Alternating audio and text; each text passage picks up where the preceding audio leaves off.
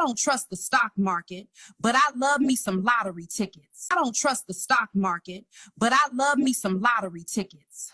Okay, so what I don't get really is when people they avoid investing in the stock market because they say, "Oh, it's going to crash," but it always recovers, and that's the crashes are when people make the most money. But then also, it's sort of like you'll say that you're afraid of the risk over here, but then you do all these other risky things over here, right? You know, the food that we eat is very risky. Having one job working for your oppressor where they can destroy you financially with the snap of a finger, that's very risky too. And then also the lottery ticket thing is really funny to me. And Leslie Jones says, "You better give me my $50 so I can buy me some scratch offs." And people thought that was funny because they said, "Okay, this is typical black behavior," which reminds you that economics is very cultural. So black culture is identified as a culture where there are people. Tell me if you know people like that won't invest, but they will go buy some lottery tickets and buy some scratch offs. And there's a psychological reason behind that. It's really a sort of a product of the trauma mixed with the economic desperation, which is traumatic in itself, right? So trauma leads to trauma responses, and so this dopamine from getting this lottery ticket kind of numbs the pain of just feeling black in America and the trauma that you've experienced, but then also sort of this idea of the pie in the sky dream gives you again the dopamine. It gives you that good feeling, that warm fuzzy feeling of like, well, what if I do win? It just, they're lying to you like a pimp lies to a pretty girl. That's, they sweet talking. They're sweet talking you out of your panties, financially speaking.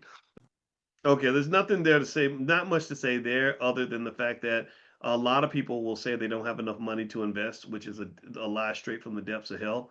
Because if we had no money to invest, we wouldn't have enough money for DoorDash or fried chicken or going to the club or buying bottles of liquor or buying new sneakers or buying iPhones every year. What it is it's about priorities. People, the problem is that you were never raised in a culture where investing was prioritized. But looking fly, like wearing like fresh clothes or whatever, becomes a priority. So this whole idea of us being obsessed with what others think about us is really, really financially costly because then you spend money to purchase your self-esteem.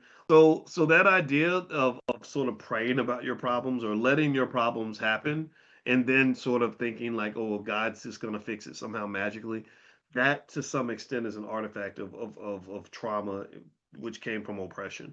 Not to say that prayer is not important, but there's a lot of times you may notice there's a lot of either talking about doing something or just sort of praying about it and then not having any action. And we all know that prayer without works is dead. And so basically, this sort of idea of saying, I'm not gonna take the time or have the discipline to prepare for bad things that are gonna happen.